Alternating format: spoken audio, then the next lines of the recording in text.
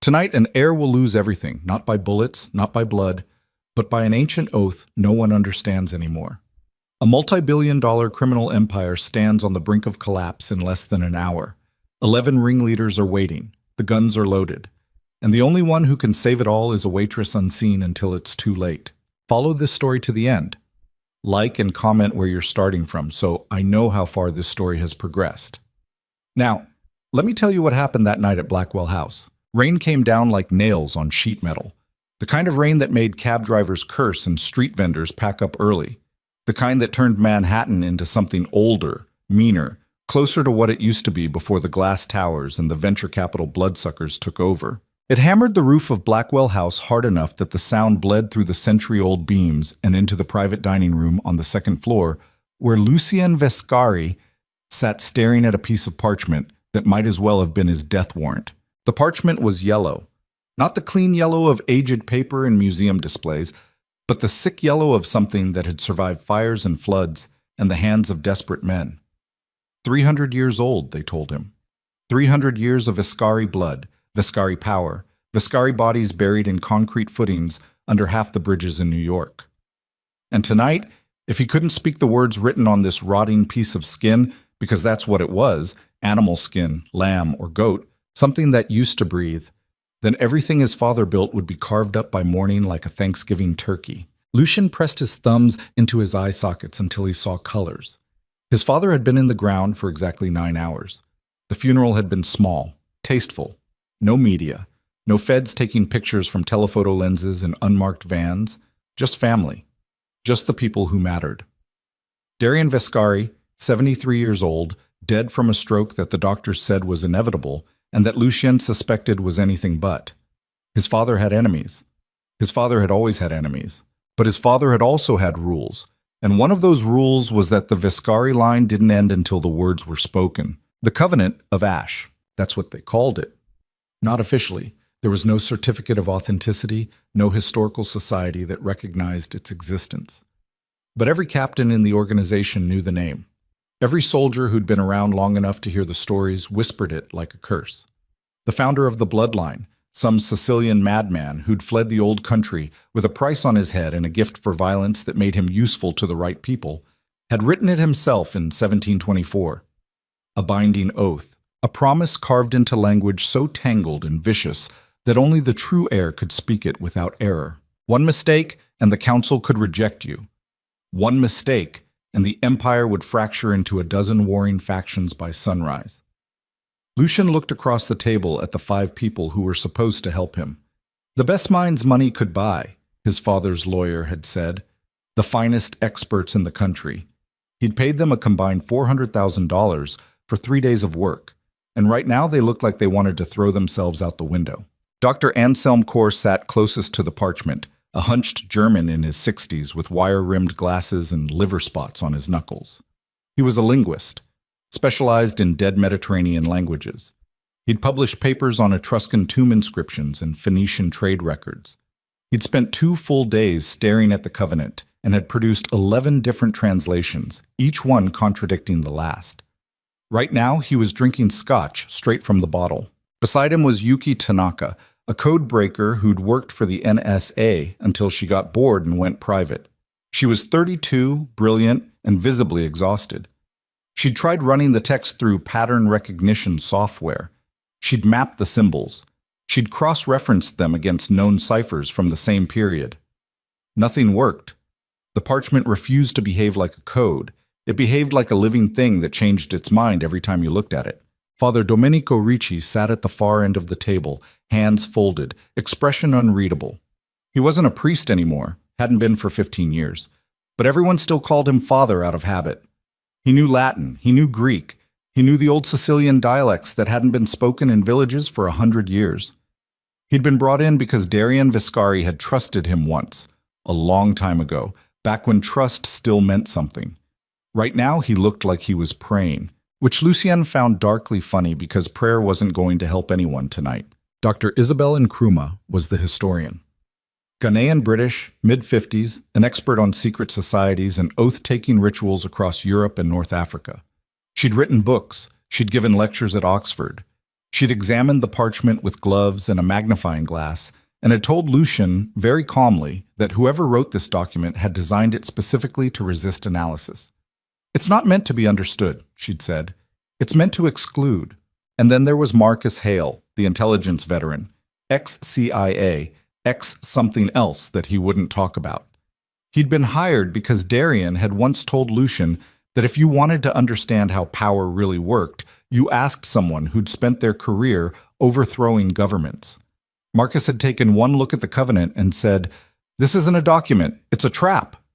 Now it was 11:14 p.m., and Lucien had 46 minutes to learn how to speak words that no one in the room understood. "Read it again," Lucien said.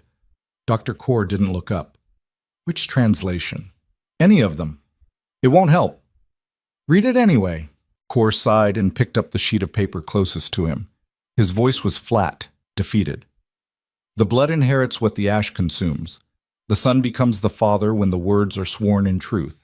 Power is given to those who understand that the throne is built on bones, and the greatest danger comes not from enemies without, but from trusted men within." He stopped. "That's version 7. Version 8 says something completely different about sacrifice. Version 9 talks about shields and swords. Version 10. Stop." Lucien rubbed his face.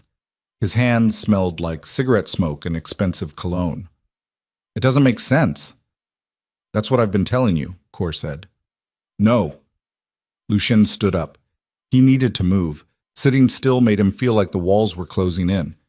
"I mean, it doesn't make sense that my father would build everything on something no one can read. He was smarter than that." "Maybe he could read it," Yuki said quietly. She was staring at her laptop screen, eyes bloodshot. "Maybe it was passed down. Oral tradition. Father to son." "My father never spoke it to me," Lucien said. "Not once." "Then maybe he didn't know either." That hit harder than it should have. The idea that Darian Viscari, the man who'd controlled half the waterfront, who'd brokered deals with union bosses and senators and cartel lieutenants, had spent his entire life ruling an empire based on a lie. It made Lucien's chest tighten. He walked to the window and looked down at the street. Rain hammered the pavement. A taxi rolled past, headlights cutting through the dark. Somewhere out there, 11 captains were waiting. 11 men who'd sworn loyalty to Darian but had no reason to follow Lucien except tradition. And tradition only worked if you followed the rules. "What if I just don't say it?" Lucien asked. The room went silent. Father Ricci spoke first. "Then the council will vote." And you'll lose." Lucien turned around. "You sound certain." "I am certain," Ricci said. His voice was soft, careful. "Your father held the organization together through force of will. You're young. You're untested. Half the captains think you're weak. The other half think you're reckless. Without the Covenant, they'll tear you apart." "So I'm trapped." "You're bound," Ricci corrected. "There's a difference." Lucien wanted to put his fist through the window. Instead, he walked back to the table and picked up the parchment. It felt heavier than it should. The ink was faded in places, dark and bold in others. Symbols scattered between the lines like broken teeth. Latin phrases bleeding into something that looked like Greek. Sicilian words twisted into shapes that didn't belong. It was chaos. It was designed chaos. "Whoever wrote this wanted it to be impossible," Lucien said. "Not impossible," Dr. Nkrumah said.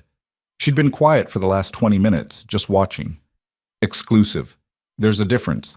This document was made to keep outsiders out, to ensure that only someone who belonged, truly belonged, could speak it." "I belong," Lucien said.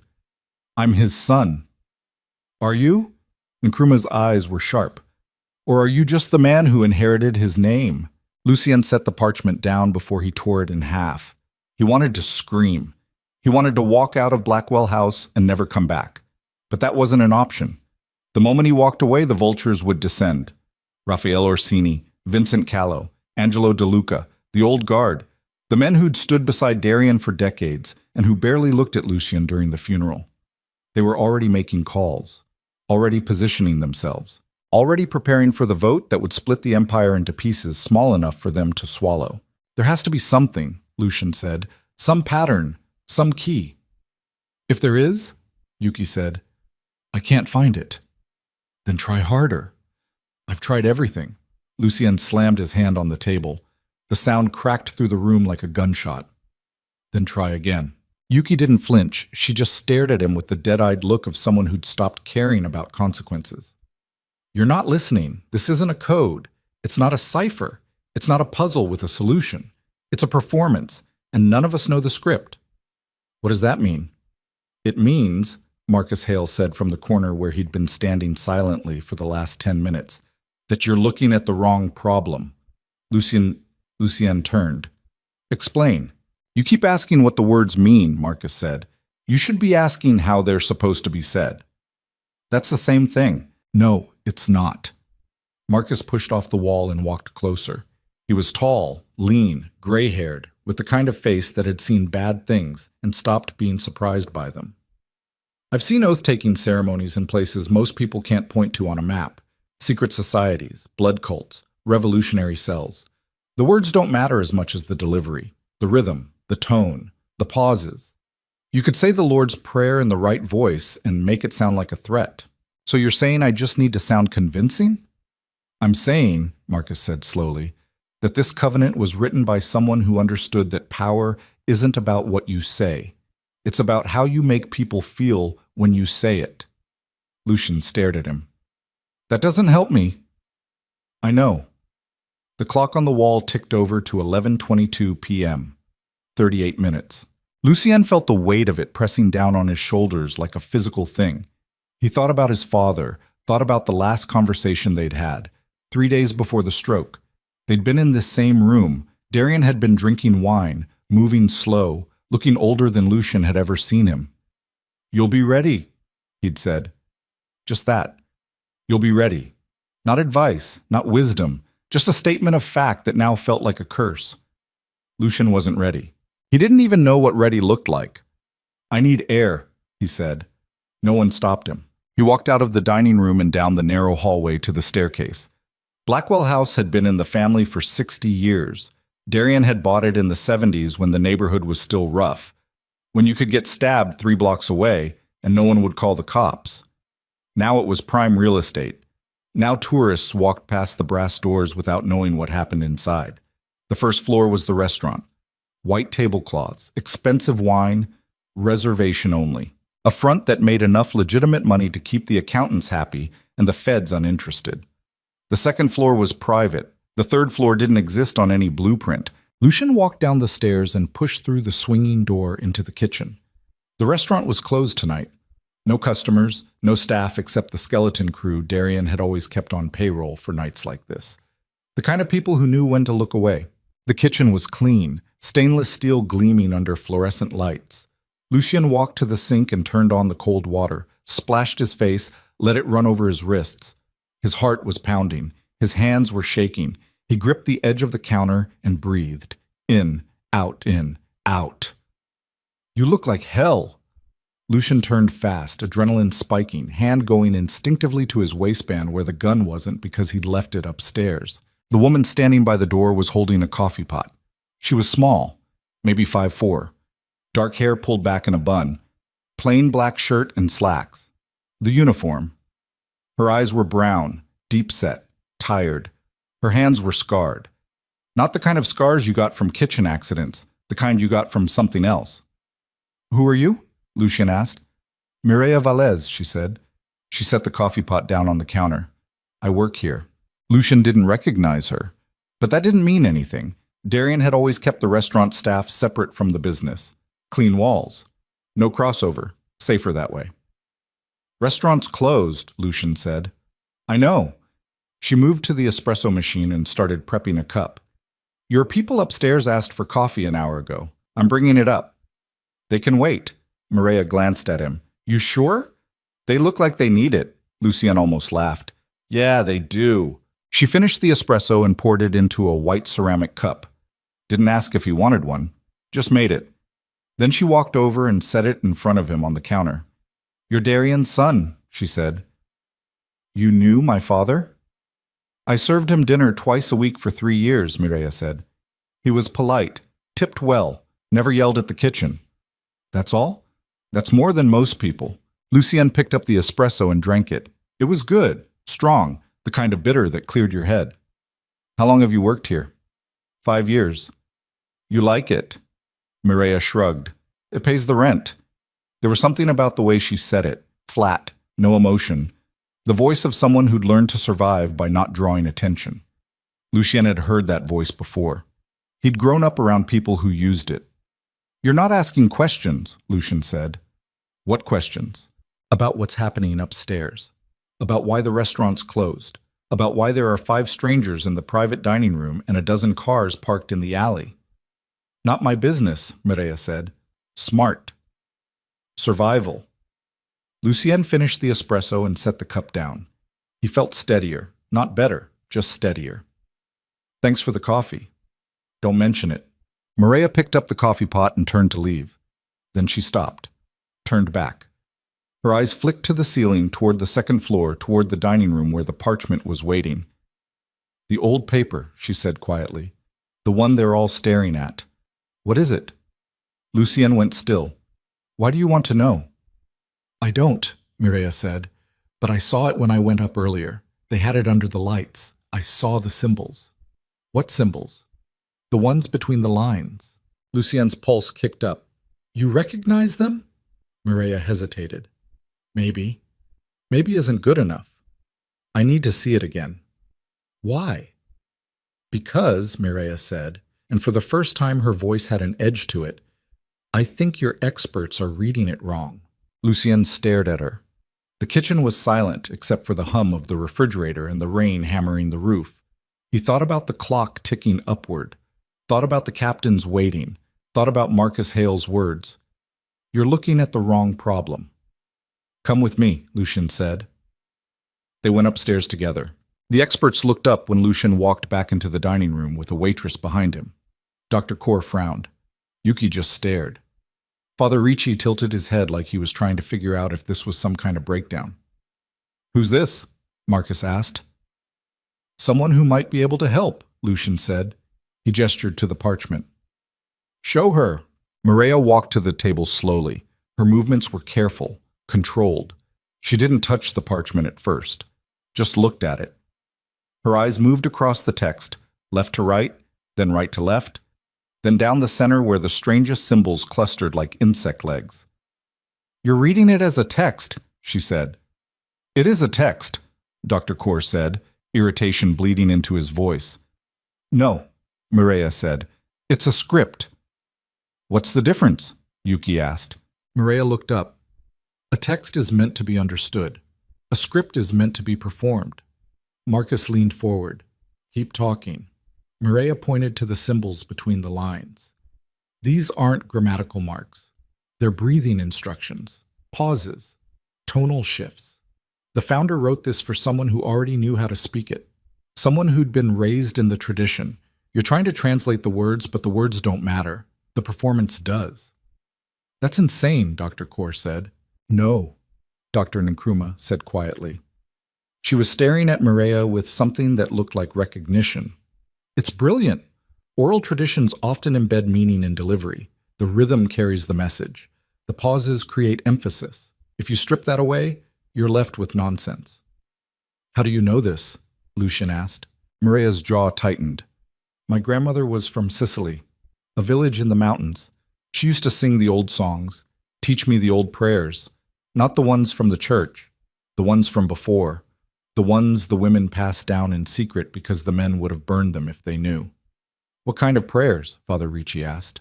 Protection, Mireia said. Binding. Blood oaths. The kind of thing people did when the law didn't reach you and the only power you had was the words you could make other people believe. Lucien felt something shift in his chest. Can you read it? I can try. Show me. Mireia leaned over the parchment. She didn't touch it, just let her eyes move across the surface. Then she opened her mouth and spoke. The room transformed. Her voice was low, steady, but there was something underneath it that made the air feel heavier. She spoke the opening line in Italian, then shifted into Sicilian, then something older that no one in the room recognized. The pauses landed like hammer strikes. The tonal shifts turned the words into something physical. It wasn't translation. It was invocation. Dr. Kaur dropped his scotch bottle. Yuki stood up from her chair. Father Ricci crossed himself without thinking. Mireia stopped after 3 lines. "That's the beginning," she said. "The rest follows the same pattern." "What does it mean?" Lucien asked. "It means," Mireia said slowly, "that the power you inherit is only yours if you understand what it costs. The founder wanted to make sure that whoever spoke these words knew they weren't taking a throne. They were accepting a burden." "What burden?" Mireia looked at him. Her eyes were dark, unreadable. "The burden of being both shield and sacrifice." The clock on the wall read 11:34 p.m., 26 minutes. "Can you teach me?" Lucien asked. "Maybe. Maybe isn't good enough." "It's all I've got." Lucien turned to the experts. They were all staring at Mireia like she'd just walked out of a history book. "Everyone out," he said. "Lucien," Dr. Kaur started. "Out, now." They filed out slowly. Marcus was the last to leave. He paused at the door and looked back at Lucien. "You sure about this?" "No," Lucien said, "but I'm out of options." Marcus nodded and left. The door closed. Lucien and Mireia were alone in the dining room with the parchment and the rain and the weight of 300 years pressing down on them. "Start from the beginning," Lucien said. Mireia pulled out a chair and sat down. "It's not just the words, it's the breathing, the rhythm. You have to let the pauses do the work. If you rush it, it falls apart. If you force it, people will hear the fear underneath." "I'm not afraid." Mireia looked at him. "Yes, you are, and that's fine. The oath doesn't require courage. It requires honesty." Lucien sat down across from her. "Teach me." She did. For 20 minutes, Mireia Vallès walked Lucien Vescari through the covenant line by line. She corrected his breathing, slowed his rhythm, lowered his voice where the oath demanded humility instead of power. She made him repeat phrases until they stopped sounding like memorization and started sounding like truth. Lucien had commanded rooms before. He'd stared down men twice his size and made them blink. He'd negotiated deals where one wrong word meant a bullet. But this was different. This required him to stop controlling and start listening, to stop performing strength and start carrying weight. By 11:52 p.m., he could speak the covenant without stumbling. By 11:54 p.m., it sounded like inheritance.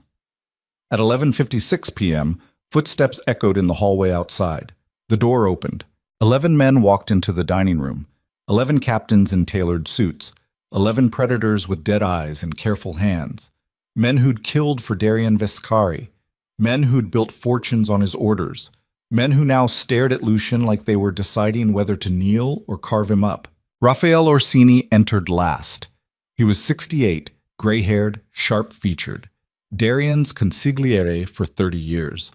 The man who'd stood beside the throne longer than anyone. He looked at Lucien with something that wasn't quite contempt, but wasn't quite respect either. "It's time," Orsini said. Lucien stood. He didn't look at Mireia, didn't acknowledge her. She'd already moved to the corner of the room, invisible again, just another piece of furniture. The captains formed a semicircle around the table where the parchment lay under the lights like an altar. Lucien walked to the head of the table and placed his hands flat on the wood. He looked at each of them. Vincent Callo, who ran the ports. Angelo De Luca, who controlled the unions. Marco Tessaro, who handled enforcement. On and on. Faces he'd known his entire life. Faces that might kill him before sunrise if he failed. "You know the law," Orsini said. "Speak the covenant without error and you are recognized. Fail and we vote." "I know the law," Lucien said. "Then begin." Lucien looked down at the parchment one last time. Then he lifted his head and began to speak. The words rolled through the dining room like thunder trapped in stone. Every pause landed with surgical precision. Every tonal shift tightened the space around him. The captains leaned forward without realizing it, pulled by something older than logic. Lucien spoke of blood and ash, of inheritance and sacrifice, of the weight that power placed on those who carried it. He spoke the way Mireia had taught him, not as a conqueror, but as someone who understood the cost. He reached the halfway point, then the 2/3 mark, then the final section. And that's when Mireia saw it. Raphael Orsini's hand moved beneath the table. Slow, careful, reaching for something hidden in the waistband of his suit pants. Lucien saw it too. Their eyes met for half a second. The Covenant's warning stopped being history. It became prophecy. And Lucien Viscari understood in that instant that the greatest danger never came from enemies outside the Empire. It came from trusted men within. Lucien's voice didn't break. That was the first miracle. The words kept coming, steady and deliberate, even as his peripheral vision tracked Orsini's hand sliding beneath the tablecloth. Even as his heart hammered against his ribs like something trying to break free. Even as every instinct screamed at him to move, to dive, to do anything except stand there, finishing an oath that suddenly felt like a suicide note. But he kept speaking, because stopping would be worse than dying. The captains were watching him now with the kind of attention you gave a man walking a tightrope over broken glass. Vincent Callow's eyes had narrowed. Angelo De Luca had shifted his weight, body tensing like he was preparing to move. Marco Tessaro's hand had drifted toward his jacket.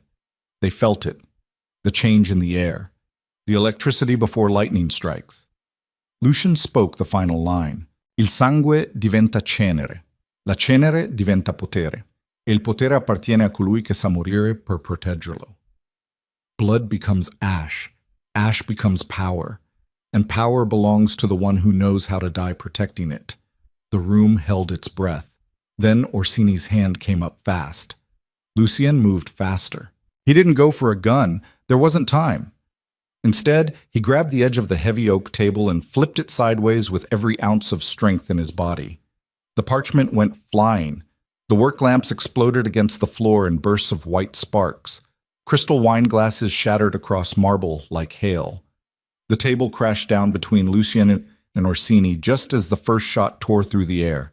The bullet punched through the overturned tabletop and buried itself in the wall behind Lucien's head. The dining room erupted into chaos. Captains scattered. Some dove for cover behind overturned chairs. Others drew weapons with the smooth efficiency of men who'd done this before. Shouting overlapped with the crack of gunfire. Someone kicked over one of the antique chandeliers, and it swung wild, throwing shadows across the walls like demons. Lucien rolled behind the upended table and pulled the Glock from the ankle holster he'd strapped on before the meeting. His father's voice echoed in his head from 15 years ago. Never go into a room where you might die without a way to take someone with you. He heard footsteps. Heavy. Running. Then Vincent Callow's voice cutting through the noise. Hold fire! Hold fire! The shooting stopped. The silence that followed was worse. Lucien stayed low, back pressed against the table, gun raised, breathing hard. Sweat ran down his temples. His hands were steady, but his pulse was trying to break through his skin. Across the room, someone was groaning. Wood creaked, glass crunched under expensive shoes. Lucien? Orsini's voice. Calm, almost gentle. Come out. Fuck you. We can talk about this. You just tried to kill me. I tried to save this family. Lucien risked a glance around the edge of the table. Orsini was standing near the doorway, gun lowered but not holstered. Behind him, 3 other captains had their weapons drawn. Marco Tessaro, Giovanni Blanc, and Paolo Rizzo, the enforcer who'd put more bodies in the Hudson than anyone alive. They weren't pointing their guns at Lucien. But they weren't pointing them away either. On the other side of the room, Vincent Callow stood with his hands raised, empty. Angelo De Luca was beside him, also unarmed. The rest of the captains had backed against the walls, hands visible, eyes moving between Orsini and Lucien like they were watching a bomb decide whether to explode. Maria was still in the corner. Lucien could see her in his peripheral vision. She hadn't moved, hadn't screamed. She'd just pressed herself against the wall and become invisible the way prey animals do when predators fight. You want to talk? Lucien said. Then put the gun down. Can't do that, Orsini said. Why not? Because you're your father's son, and that means the second I lower this weapon, you'll kill me. You're goddamn right I will. Orsini smiled. It was a sad smile. The smile of a man who'd already made peace with something terrible. Darian would be proud. You sound just like him. Don't talk about my father. Why not? He was my friend. If he was your friend, you wouldn't have just tried to kill his son. I tried to kill his mistake, Orsini said. His voice was still calm, but there was steel underneath now, cold and sharp. You want the truth? Fine. I'll give you the truth. Your father was the best man I ever knew. He built this empire from nothing, turned a street crew into a machine that runs half this city. But he had one weakness, one blind spot. And that weakness was you. Lucian's finger tightened on the trigger. Keep talking. You're soft, Orsini said. You think you're hard because you've gotten blood on your hands a few times, because you've made a few hard calls. But you don't understand what it takes to hold power. Your father did. He understood that fear is the only currency that matters. Loyalty is just fear with better manners. Respect is just fear dressed up in a suit. But you? He shook his head. You want to be loved. You want people to follow you because they believe in you. That's fantasy. That's a bedtime story for children. Is that why you betrayed him? Lucian asked. Because he didn't scare you enough? Something flickered across Orsini's face. Pain, maybe. Or regret. I didn't betray Darian. I tried to save him. 3 years ago, I went to him. I told him he needed to step back. Let someone else take over before the organization ate itself. He wouldn't listen. Said the family needed continuity. Said you'd be ready. Orsini's jaw tightened. He lied to himself. And because of that lie, we're standing here now with guns pointed at each other instead of moving forward. So you tried to kill me before I could take over. I tried to give the family a choice. By putting a bullet in my head. By forcing a vote, Orsini said. If you'd failed the covenant, the council would have had to choose someone else. Someone who understands that power isn't about hearts and minds. It's about throats and spines. But you didn't fail. You spoke the goddamn words, and now I'm out of options. Vincent Callow took a step forward, hands still raised. Raphael, stop this. Orsini didn't look at him. Stay out of it, Vincent. You're making a mistake. No. The mistake was letting Darian choose sentiment over strength. He chose his son, Angelo De Luca said. His voice was rough, gravelly. The voice of a man who'd smoked 2 packs a day for 40 years. That's not sentiment, that's tradition. Tradition dies when it stops being useful, Orsini said. Marco Tessaro shifted beside him, uncomfortable. Raphael, even if you're right, and I'm not saying you are, killing him now just starts a war. The war's already here, Orsini said. We're just deciding who wins it. Lucian pressed his back harder against the table. His mind was moving fast, calculating angles, distances, probabilities. Orsini had 3 guns behind him. Lucien had Vincent and Angelo on his side, maybe, but they were unarmed. The other captains were wild cards. They'd follow whoever looked like they were winning. That's how it always worked. He needed to change the equation. Ishi. You talk about fear, Lucian said. His voice was steady now, colder. You talk about strength, but you're hiding behind Paolo and Marco like a coward. Orsini's expression didn't change. Tactics aren't cowardice. No. But shooting an unarmed man during his father's funeral? That's cowardice. That's the action of someone who knows they'd lose if it was fair. There's no such thing as fair. Then prove it, Lucien said. Just you and me. No backup, no captains. You think I'm soft? You think I don't deserve this? Come take it from me. The room went silent again. Paolo Rizzo glanced at Orsini. Boss? Orsini stared at Lucien for a long moment.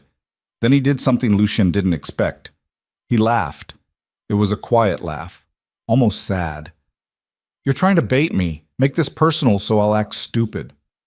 I'm giving you what you want, Lucien said. A chance to fix your mistake. My mistake was waiting this long. Orsini raised his gun. Lucien started to move, and then Mirea's voice cut through the air like a knife. Stop! Everyone froze. Mirea stepped away from the wall. Her hands were empty. Her face was pale, but her eyes were sharp. She looked at Orsini like she was memorizing him. You can't kill him, she said. Orsini frowned. Who the hell are you? Someone who knows more than you, Mirea said. She took another step forward, slow, deliberate. You want to talk about the covenant, about tradition? Then you should know what it actually says. I've heard it 100 times. No, Mirea said. You've heard it performed. You've never understood it. The oath isn't about strength. It's about sacrifice. The founder wrote it because he'd seen what happened when men fought for thrones instead of families, when power became the goal instead of the responsibility. You think fear holds empires together? It doesn't. Fear holds empires hostage, and eventually someone gets tired of being scared and burns the whole thing down. Orsini's gun didn't waver. You're a waitress. What do you know about running an empire? I know, Mireia said quietly, that every empire falls the same way, from the inside, because men like you decide they're smarter than the traditions that built them. Raphael! Vincent Callow's voice was louder now, more forceful. Put the gun down. Stay out of this, Vincent. I can't. Vincent took another step forward. Because if you kill him, you're starting a war you can't win. Half the organization will follow Lucien's bloodline out of principle. The other half will fracture into factions. We'll spend the next 6 months killing each other while the Russians and the Colombians carve up our territory. That's a risk I'm willing to take. Then you're a fool. Orsini's jaw clenched. Watch your mouth. Or what? Vincent spread his arms. You gonna shoot me too? How many of us are you planning to kill tonight, Raphael? Where's the line? Angelo De Luca stepped forward to stand beside Vincent. He's right. This ends badly for everyone. It ends with someone in charge who knows what they're doing, Orsini said. It ends with blood on the floor and feds at the door, Angelo said. You think they won't notice if half the captains turn up dead? You think the families we do business with won't see this as weakness? They'll tear us apart. Then we rebuild. With what? Vincent's voice was rising now, anger bleeding through. With who? You're 68 years old, Raphael. You think the young guns are going to follow you? They barely respect you now. They tolerate you because Darien vouched for you. You kill his son, you lose that. And without that, you're just another old man trying to hold on to power. Orsini's hand trembled, just slightly, just enough. You don't understand, he said quietly. Then explain it, Vincent said. I can't. Orsini's voice cracked. For the first time, he sounded tired, ancient. I can't watch this family die because Darien loved his son more than he loved the organization. Maybe, Mireia said, that's exactly why it won't die. Orsini looked at her, really looked at her. What? You said Darien's weakness was his son, Mireia said. But what if his strength was his son? What if the only reason this family survived as long as it did was because Darien remembered that empires aren't buildings or bank accounts? They're people. And people follow leaders who care about them, not leaders who scare them. You're naive. Maybe, Mireia said. Or maybe I've just seen what happens when men stop caring and start counting. My family came from a village where the strongest man ruled. He taxed everyone, killed anyone who spoke against him. He had all the power, all the fear. And you know what happened? One night, the village burned him alive in his sleep. Every man, woman, and child in that village participated, because fear doesn't build loyalty, it builds resentment. And resentment is just patience waiting for an opportunity. The room was silent. Orsini's gun was still raised, but his hand had stopped trembling. His face was unreadable. Marco Tesaro and Giovanni Blanc exchanged glances. Paolo Rizzo was staring at the floor like he was trying to decide something. Lucien didn't move, didn't speak. He just waited. Because he understood now that this wasn't a moment you could force. This was a moment that had to break on its own. Orsini lowered his gun. Not all the way, just enough. If I let you live, he said to Lucien, I'm signing my own death warrant. Maybe, Lucien said. He stood up slowly, gun still in his hand but pointed at the floor. Or maybe I'm not my father. Maybe I understand that empires survive when the men who built them get to retire instead of getting buried. You'd let me walk away? I'd let you live, Lucien said. But you're done. No more decisions, no more votes. You're out of the council. You take your pension, you keep your businesses, and you disappear. If I see you again, if I even hear your name in the same sentence as mine, I'll finish what you started tonight. Orsini stared at him for a long time. Then he holstered his gun. You're making a mistake, he said.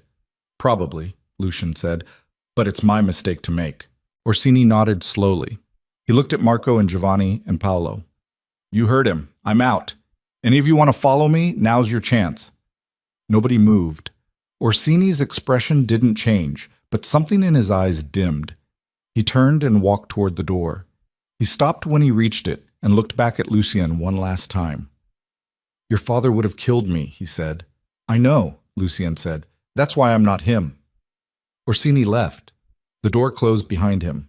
For a moment, nobody spoke. Then Vincent Callow let out a long breath and ran his hand through his hair. Jesus Christ. Angelo De Luca walked over to the overturned table and looked at the bullet hole punched through the oak. 3 inches to the left, and we'd be voting for a new boss right now. We still might be, Marco Tesoro said. He was looking at Lucien with an expression that wasn't quite hostile, but wasn't quite respectful either. You just exiled the consigliere. Half the soldiers are loyal to him. This isn't over. I know, Lucien said. So what's the play? The play, Lucien said, is we make it clear that Orsini acted alone. That it was personal, not political. We control the narrative before it controls us. And if his people don't believe that, then we deal with it. How? Lucien met Marco's eyes. However we have to. Marco held his gaze for a moment, then nodded slowly. All right, I'm in. Giovanni Blanc stepped forward. Me too. Paolo Rizzo was the last. He looked at Lucien for a long time, then shrugged. Your father gave me my first job.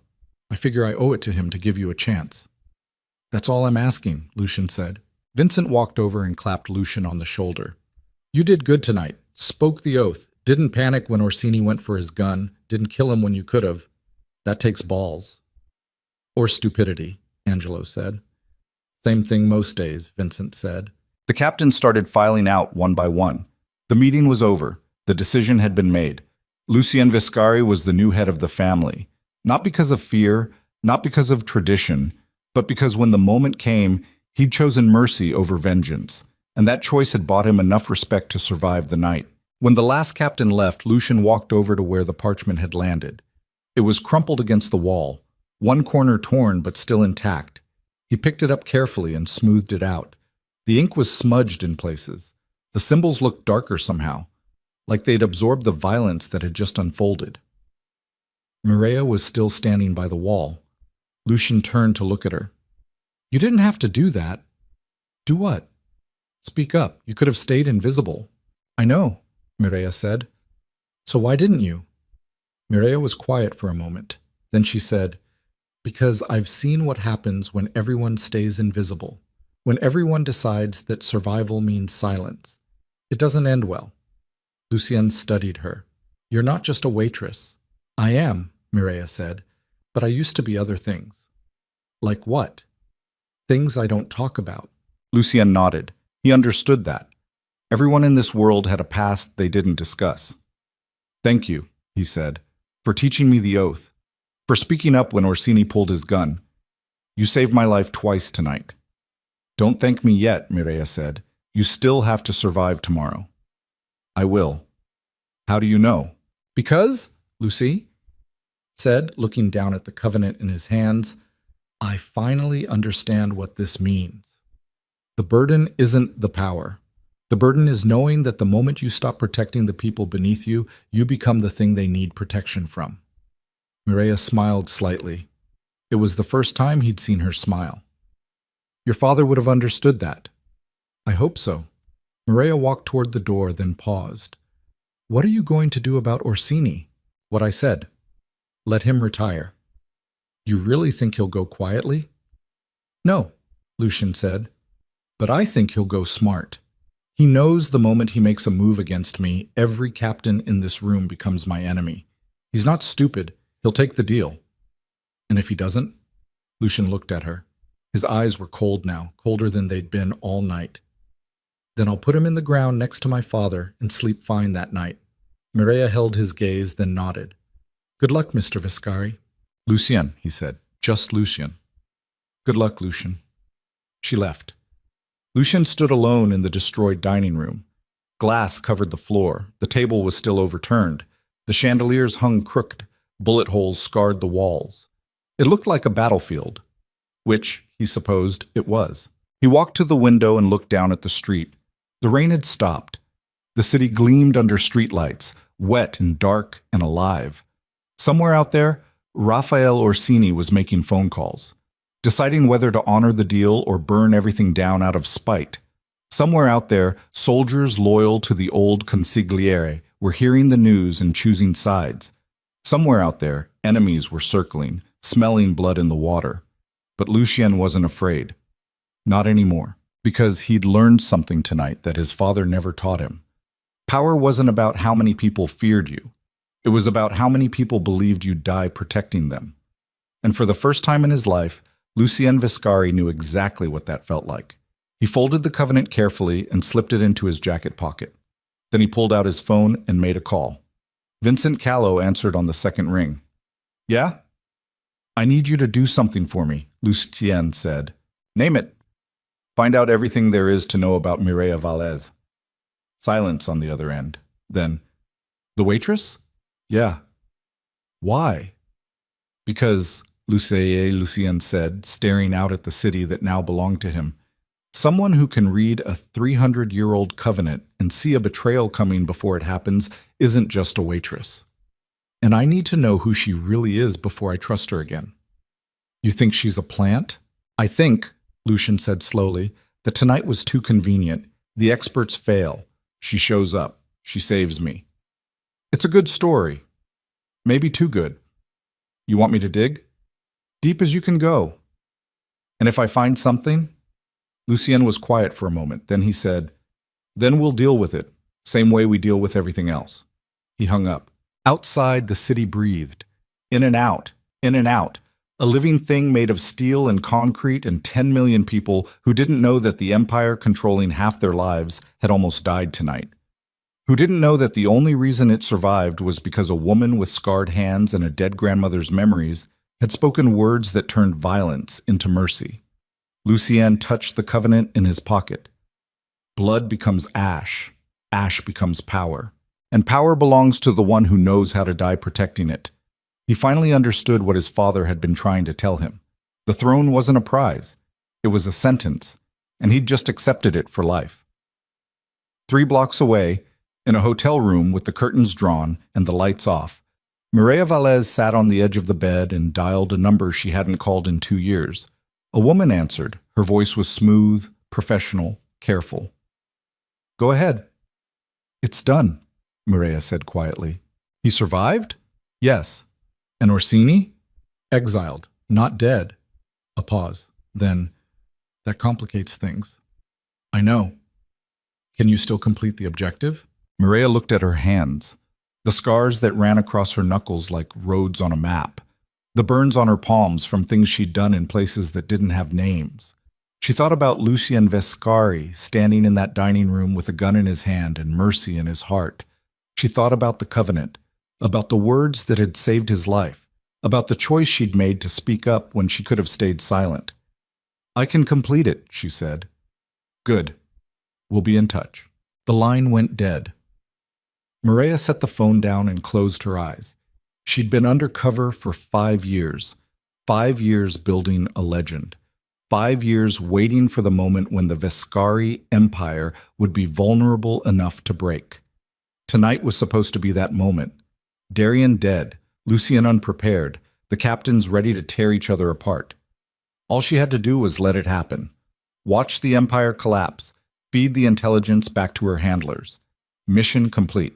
But then she'd seen the Covenant, and she'd seen something in Lucien that she hadn't expected to see. Something that reminded her of why she'd joined this life in the first place. Before the betrayals. Before the bodies. Before she'd learned that the only difference between the people she hunted and the people she worked for was the flag they saluted. She opened her eyes and looked at the phone. She could walk away, disappear, let someone else finish this. But she knew she wouldn't. Il diavolo non bussa, entra come un amico. The devil doesn't knock. He enters as a friend. Then she turned away from the window and began preparing for tomorrow. Because tomorrow, everything would change, and this time there would be no mercy, no forgiveness, only the choice between survival and sacrifice. And Mireia Vallès had already decided which one she'd choose. His father's records, decades of deals, debts, and decisions written in Darien's tight handwriting. Names of people who owed favors, names of people who'd been buried, names that meant nothing to Lucien yet but would mean everything soon if he wanted to survive. When the phone buzzed, Lucien answered without checking the caller ID. "Tell me," he said. Vincent's voice was rough, tired, but there was something underneath it that made Lucien sit up straighter. You were right to be suspicious. Lucien's hand tightened around the phone. Talk. Maria Valles, 28 years old, born in the Bronx to Maria Valles, single mother, worked 2 jobs, died when Maria was 16. Overdose. Maria went into the system, foster care, bounced around, no criminal record, got her GED, worked restaurant jobs for the last decade. Vincent paused. That's the official story. And the unofficial story? The unofficial story is that Maria Valles died 7 years ago. Lucien stood up. The scotch glass fell off the desk and shattered on the hardwood floor. He didn't notice. Who is she? That's where it gets complicated, Vincent said. I pushed harder, called in some favors with people who don't officially exist, found a digital footprint that's been scrubbed but not completely, bank accounts that were closed, rental agreements that disappeared. But there's a gap. 3 years between when the real Mireia died and when this Mireia showed up in Manhattan. 3 years of nothing. I've got eyes on her hotel, the Gramercy, room 412. She hasn't left since she went in around midnight. Keep watching her, Lucien said. Don't make contact. Don't let her know we're looking. I need to think. What are you going to do? I don't know yet. Lucien, if she's working for the government, then she's a dead woman, Lucien said. His voice was flat, empty. Because I don't care who signs her checks. She walked into my house, she earned my trust, and she's been lying the entire time. Be smart about this. I am being smart, Lucien said. Smart means you eliminate threats before they eliminate you. He hung up before Vincent could respond. Mireia turned to face him. Her eyes were tired. She looked like she hadn't slept. My real name is Mireia Salazar. I work for a division of the intelligence community that doesn't have a name. We handle situations that are too sensitive for official channels, too dirty for the Bureau, too complicated for the agency. And what situation am I? You're not the situation, Mireia said. Your father was. Lucien's jaw tightened. Explain. Your father's network operated through shell companies, she explained, pointing to a series of transactions highlighted in yellow. Money would come in through legitimate businesses, restaurants, construction firms, import-export. Then it would get cleaned and moved offshore, Dubai, Cayman Islands, Singapore. From there, it would get distributed to whoever was buying, cartels, militias, oligarchs. How much money are we talking about? Over the last 10 years, close to 800 million? Lucien felt sick. And someone's still running this? Yes, but they're being more careful. Smaller transactions, more intermediaries. They know we're watching, so they're adapting. Show me the suspects. Mireia pulled up a separate file. 4 names, 4 faces. Men Lucien had known his entire life. Vincent Callow, 61. Ran the port operations, had 3 ex-wives and a gambling problem he thought no one knew about. Loyal to Darian, loyal to Lucien, or so it seemed. Angelo De Luca, 57. Controlled the unions, construction, sanitation, longshoremen. He was old school, quiet, never made waves, never drew attention. Marco Tesoro, 49. Enforcement. He handled discipline, collected debts, made problems disappear.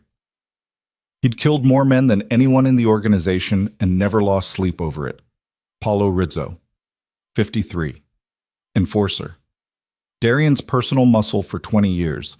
The man who'd stood outside every meeting, who'd driven Darian to every sit-down, who'd never questioned an order. These are the 4 with access to the old network, Mireia said.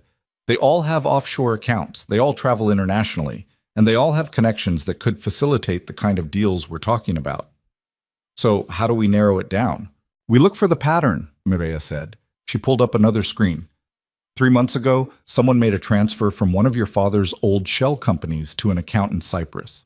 2 weeks later, a shipment of pharmaceutical-grade chemicals was intercepted in Athens.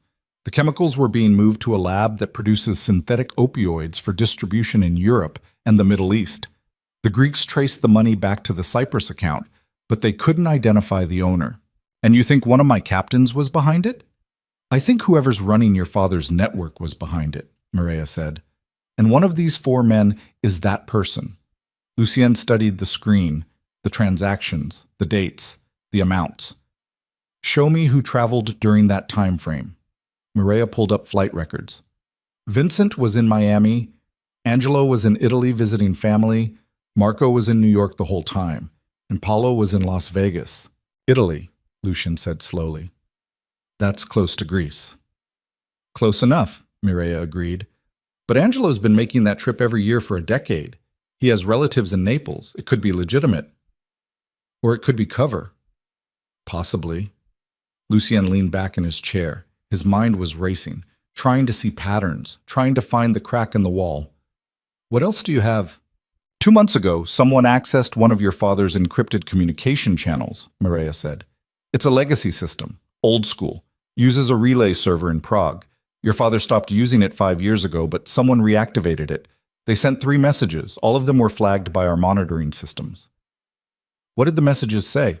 We couldn't decrypt them completely, but we got fragments, phrases. One of them referenced a meeting in Caracas. Another mentioned a shipment schedule. The third one was partially corrupted, but we pulled out 2 words, eliminate and air. Lucien went cold. They were planning to kill me. Or planning to eliminate you as a threat, Mireia said. It could mean the same thing, but yes, someone inside your organization was communicating with someone outside it, and you were the subject. When was the last message sent? 3 weeks ago, right around the time your father had his stroke. Lucien's hands clenched into fists. Who accessed the system? We traced the IP address to a location in Brooklyn, a warehouse registered to one of your construction companies, but the access was done remotely. We couldn't identify the user. Which company? DeLuca Properties. Angelo. Lucien felt his chest tighten. Angelo had been his father's friend for 40 years, had stood beside Darian at his wedding, had held Lucien when he was a baby. If Angelo was the traitor, then nothing Lucien believed about loyalty or family or trust meant anything. It's circumstantial, Mireia said, reading his expression. The warehouse could have been compromised. Someone else could have used it to throw suspicion on Angelo. But you don't think so. I think, Mireia said carefully, that Angelo DeLuca is the most likely suspect. He has the access, he has the connections, he has the motive. What motive? Money, Mireia said. His union operations have been losing revenue for years. Automation, outsourcing, the margins are shrinking. If he wanted to maintain his lifestyle, he'd need another income stream. Your father's network would provide that. Angelo's not greedy. Everyone's greedy when they're desperate. Lucien stood up. He couldn't sit anymore, couldn't stay still. I need proof. Real proof. Not just financial records and IP addresses. I need something that puts him at the scene, something undeniable. Then we set a trap, Mireia said.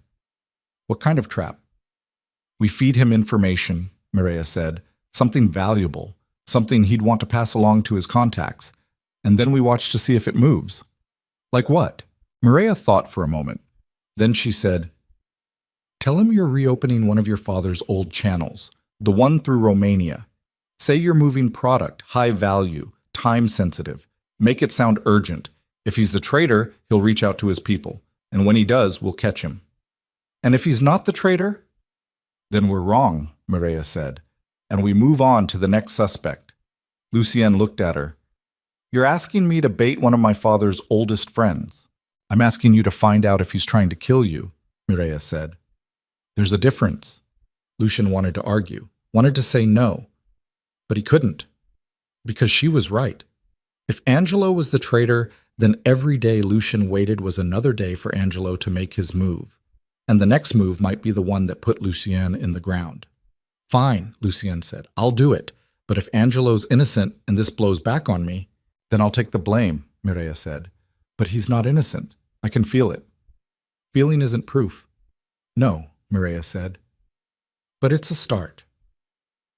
Lucien left the coffee shop and drove back to Blackwell House. The sun was fully up now. The city was awake. People were walking to work, drinking coffee, living their lives like the world wasn't burning down around them. He envied them, their ignorance, their simplicity. When he got back to the restaurant, Vincent was waiting for him in the dining room. The damage from last night had been cleaned up. The table was upright, the glass was gone, the bullet holes had been plastered over. It looked normal, but Lucian could still feel the violence lingering in the air like smoke. "Where the hell have you been?" Vincent asked. "I've been calling you for 2 hours. I had something to take care of," Lucian said. "With the waitress?" Lucian didn't answer. Vincent's expression darkened. "Lucian, if you went to see her alone—" "I did." "Are you out of your fucking mind?" "Probably," Lucian said. He walked to the bar and poured himself a drink. Whiskey. Neat. But I needed to know what she wanted. And she wants to help. Vincent stared at him. "You believe her?" "I don't know," Lucian said. He drank the whiskey in one swallow. It burned. "But she gave me information. About my father, about the network." "What network?" Lucian told him. "Everything. The shell companies, the weapons, the money, the traitor." When he finished, Vincent looked like he'd been hit by a truck. "Jesus Christ," Vincent said quietly. "Darian was running arms?" "Apparently." "And you think one of us is still doing it?" "Yes." "Who?" Lucien met Vincent's eyes. "That's what I'm trying to figure out." Vincent was quiet for a long moment. Then he said, "You think it's me?" "I think," Lucien said carefully, "that it could be anyone, including you." Vincent's face went hard. "I've been loyal to your family for 30 years. So has everyone else. Then what do you want from me?" "I want you to prove you're not the traitor," Luciasian said. "I'm going to tell Angelo that I'm reopening the Romania channel. I'm going to make it sound urgent. If he's the one, he'll make contact with his people. And if he does, I need you to help me catch him." Vincent's jaw clenched. "And if I'm the one?" "Then you'll do the same thing," Lucien said. "And I'll know." Vincent stood there for a long time, staring at Lucien. Then he nodded slowly. "All right, I'll help. But Lucien, if you're wrong about this, if Angelo's clean, it's going to destroy the trust in this organization. You understand that?" "I understand." "Good," Vincent said, "because trust is the only thing holding us together right now, and once it's gone, we're finished." He left. Lucien stood alone in the dining room and drained the rest of the whiskey bottle. He was gambling everything on a theory, on a woman who'd lied to him from the moment they met, on the hope that he could find the truth before the truth killed him. And somewhere deep in his chest, beneath the anger and the fear and the exhaustion, a small voice whispered that maybe he was already too late, that maybe the traitor had been watching him this entire time, and that maybe the trap he was setting wasn't for Angelo, it was for himself. But he couldn't stop now, because the only thing worse than discovering you'd been betrayed was living in a world where you couldn't trust anyone. And Lucian Vescari was done living in that world, even if finding the truth meant burning everything else to ash. The meeting was set for 9 p.m. at a warehouse in Red Hook. Lucien had chosen the location deliberately. It was neutral ground, far enough from Manhattan that no one could claim home advantage, close enough to the water that bodies could disappear if things went wrong. The building had been used for storage once, back when the docks were still profitable. Now it was just empty space and rusted metal and the smell of salt rotting everything it touched. Lucien arrived early with Vincent. They'd spent the last 6 hours preparing, going over the plan, checking weapons, making sure every angle was covered. Vincent had brought 2 soldiers, men who'd been with the family long enough to be trusted, but not long enough to have loyalties that ran deeper than money. They positioned themselves on the second floor with rifles, good sight lines, clear shots if everything went to hell. Mireia was there too. She'd come in through the back and set up surveillance equipment in the office that overlooked the main floor. Cameras, audio feeds. She was wearing tactical gear now, black, efficient. She looked like what she really was, a predator dressed as a person. "You sure about this?" Vincent asked. He was checking his gun for the 3rd time, nervous energy bleeding through his movements. "No," Lucien said. He was standing near the entrance, watching the street through a gap in the boards covering the windows. "But we're past the point of being sure about anything. If Angelo shows up and he's clean, then we apologize and move on. And if he's not clean, then we end it," Lucien said. His voice was flat, dead. "Tonight." Vincent looked at him for a long moment. "You've changed." "I had to." Your father, Itba. My father's dead, Lucian said. He turned to face Vincent. And whatever he built, whatever he believed, it died with him. What happens now is up to me. Vincent nodded slowly. All right, just make sure you remember who your friends are when this is over. I will, Lucian said. If I survive. At 8:47 p.m., headlights cut through the darkness outside. A black SUV pulled up to the warehouse. The engine shut off. Doors opened. Angelo DeLuca stepped out, followed by two men. They were armed. You could see it in the way they moved, the way their jackets hung. Lucien felt his pulse kick up. His hand drifted toward the gun tucked into his waistband. Vincent moved beside him, tense, ready. Angelo walked through the door first. He looked the same as he always did. Gray hair, tired eyes, hands scarred from decades of labor before he'd climbed high enough that other people did the work. He saw Lucien and stopped. Lucien, Angelo said. His voice was careful. What's this about? Business, Lucien said. At night? In a warehouse? Private business.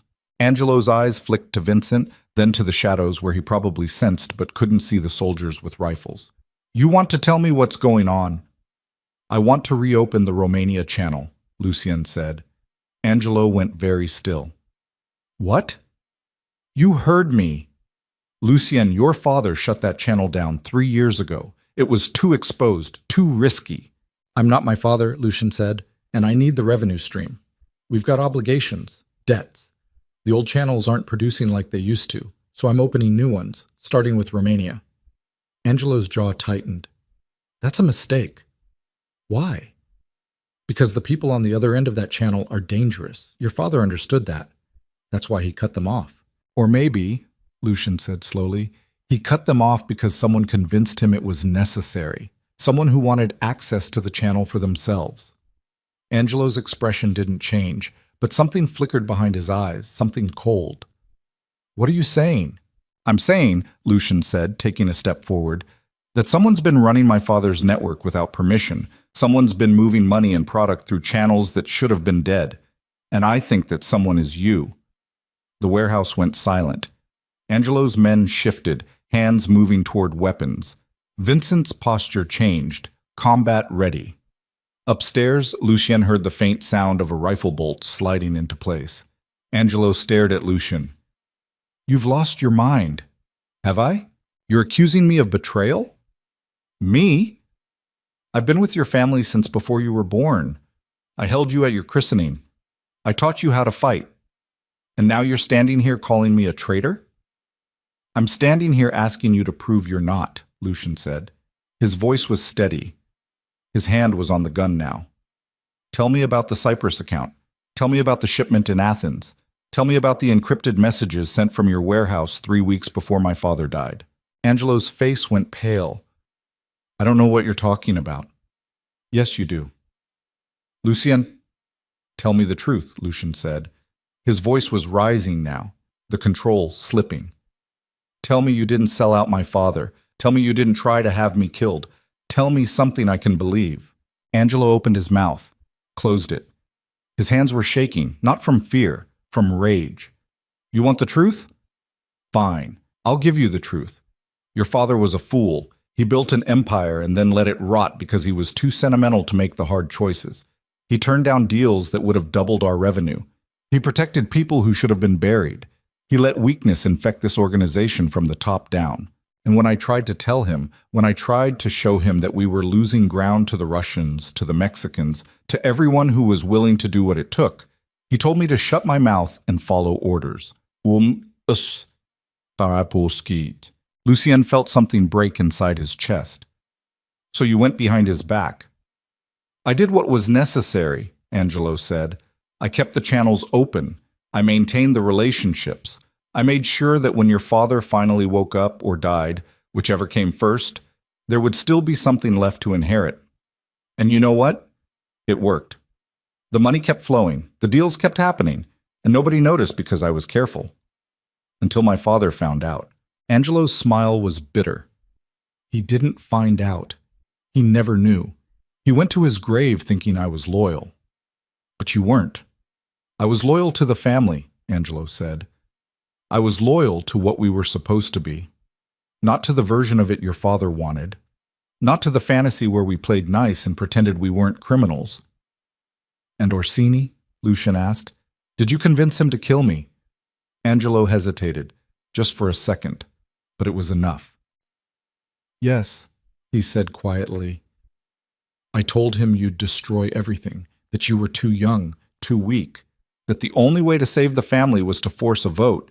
I didn't think he'd actually try to shoot you. I thought he'd be smarter, but Raphael was always too emotional. Lucien pulled the gun, aimed it at Angelo's head. His hand was steady, but his heart was screaming. Give me one reason I don't end you right now.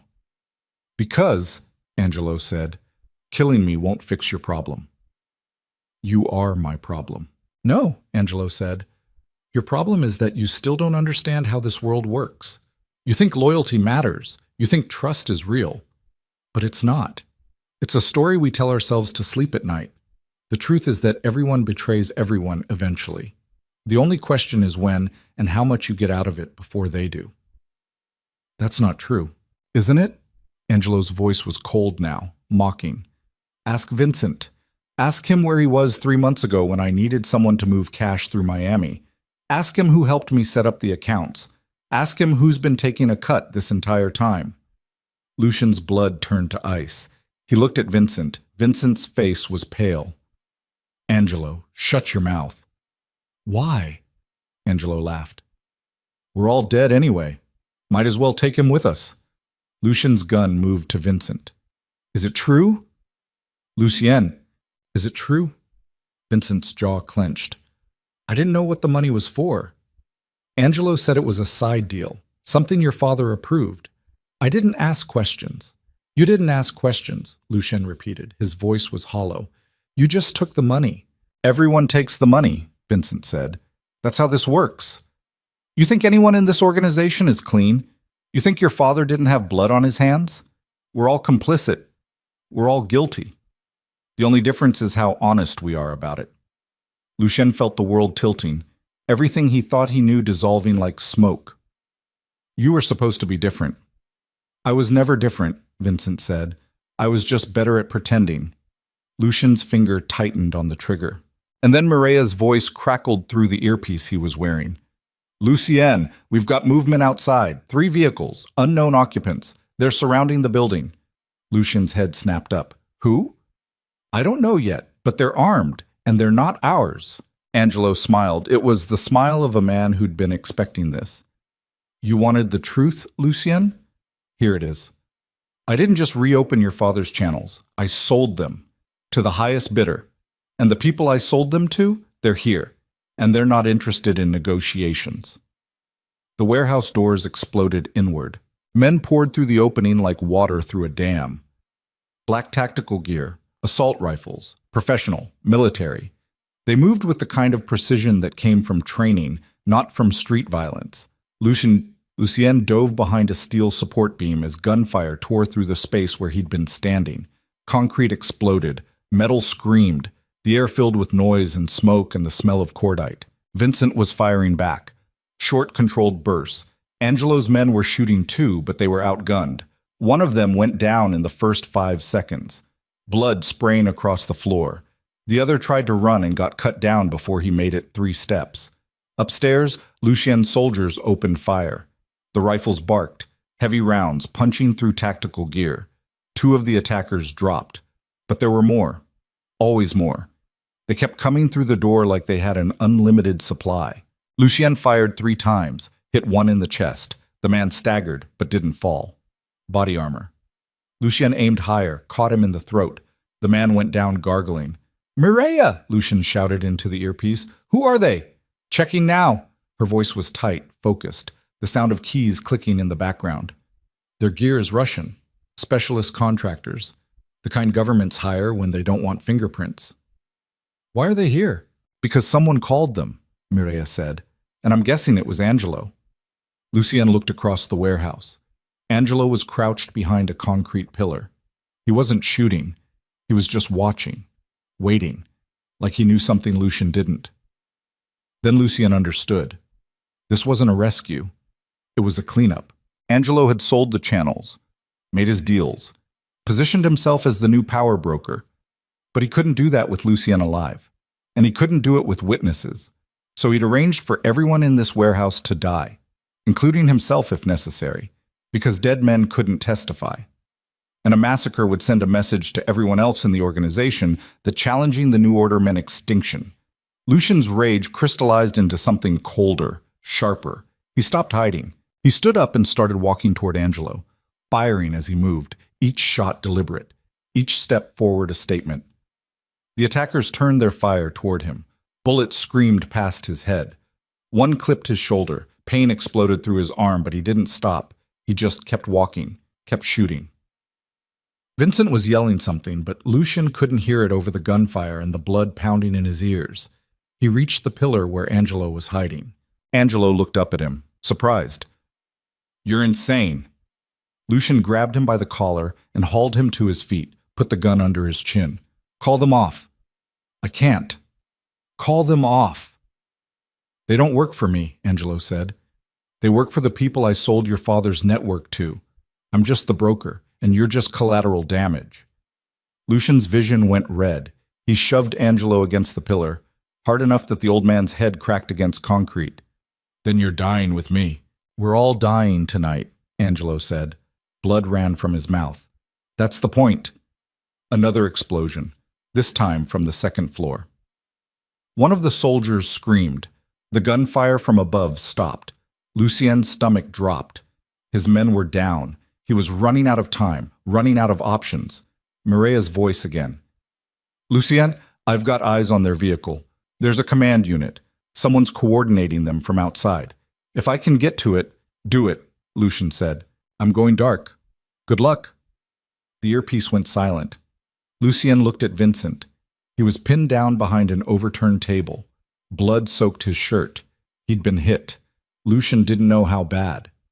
"Vincent!" Lucien shouted. Vincent looked over. His face was pale.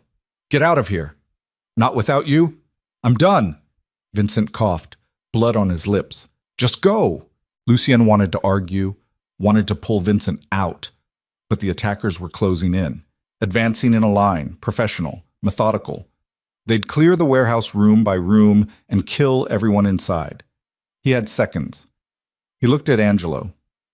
"You wanted this. You wanted power. You wanted to be the man who controlled everything." "Yes," Angelo said. "Then here's your power." Lucien shot him in the stomach. Angelo collapsed, hands clutching the wound, gasping. Lucien didn't wait to watch him die. He just turned and ran toward the back exit. Bullets chased him, tore chunks out of the walls. He burst through a door and into the alley behind the warehouse. The night air hit him like a slap, cold, sharp. He kept running. His shoulders screamed. His lungs burned. Behind him, the gunfire continued, echoing through the empty streets of Red Hook like thunder. He ran 3 blocks before his legs gave out. He collapsed behind a dumpster, pressed his hand against the bullet wound in his shoulder. The pain was enormous, all-consuming. He could feel blood pumping between his fingers, hot, sticky. His phone buzzed. He pulled it out with shaking hands. Unknown number. He answered. "Yeah." "Lucien." Mireille's voice, breathless. "I'm in their command vehicle. Are you okay?" "2 dead, 1 unconscious. I'm fine." A pause. "Vincent?" "I don't know," Lucien said. His voice cracked. "He was hit. I had to leave him." "The soldiers?" "Dead." Silence on the other end, then, "I'm sorry." "Don't be sorry," Lucien said. His vision was blurring, the blood loss catching up. "Just tell me you found something." "I found everything," Mireille said. "Angelo wasn't just selling your father's network. He was selling access to the entire East Coast smuggling infrastructure. Drugs, guns, people. He brokered a deal with a coalition of buyers, Russian oligarchs, Chinese triads, Mexican cartels. They're forming a joint operation, a new network that cuts out all the old families, and Angelo was going to be their point man." "Was? He's dead now, right?" "Soon," Lucien said. "If he's not already."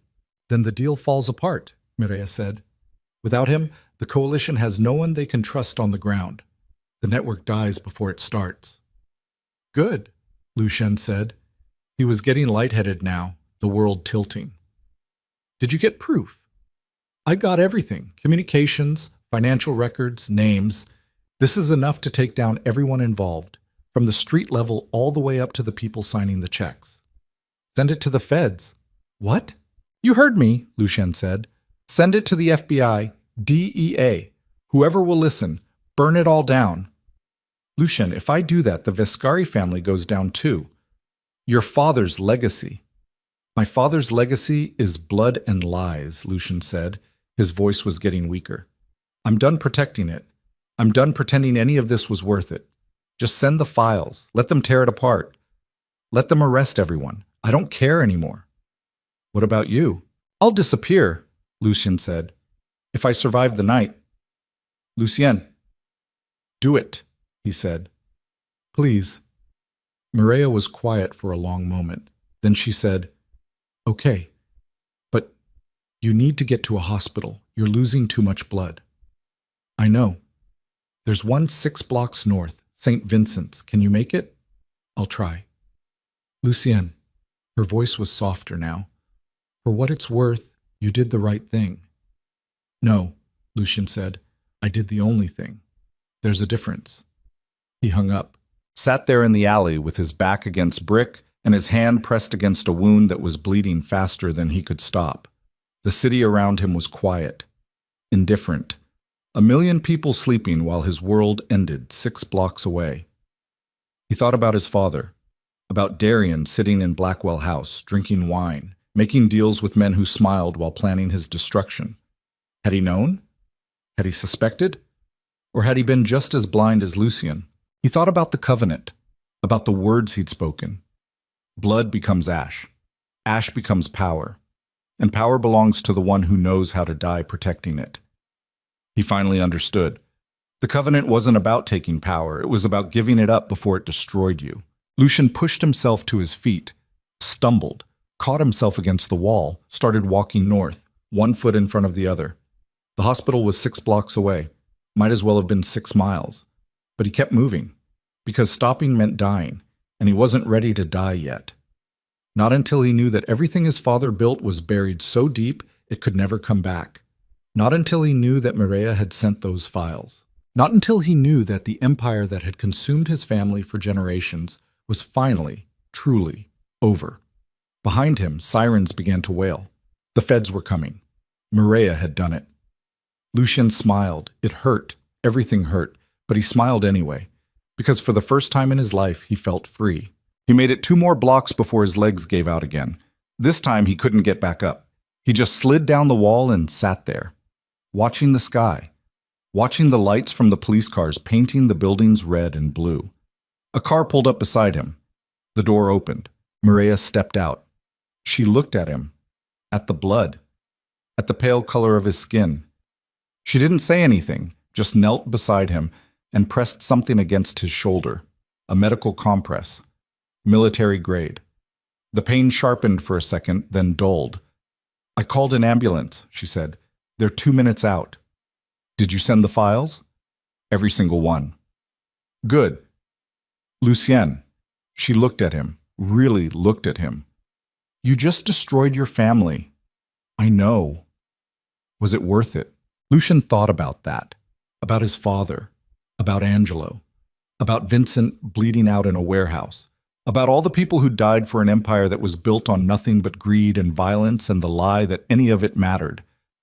Yes, he said, it was worth it. Mireia nodded. Then let's make sure you live long enough to see it through. The ambulance arrived. Paramedics swarmed, hands checking his pulse, his breathing, his wounds. They lifted him onto a stretcher, started an IV. The world became a blur of motion and voices and the steady beep of machines. As they loaded him into the ambulance, Lucien looked back at Mireia. She was standing on the sidewalk, watching him. Her face was unreadable. What happens now? He asked. Mireia's expression didn't change. Now we see if the system works. And if it doesn't, then we burn that down too. The ambulance doors closed, and Lucien Vescari, heir to nothing, survivor of everything, closed his eyes, and let the darkness take him.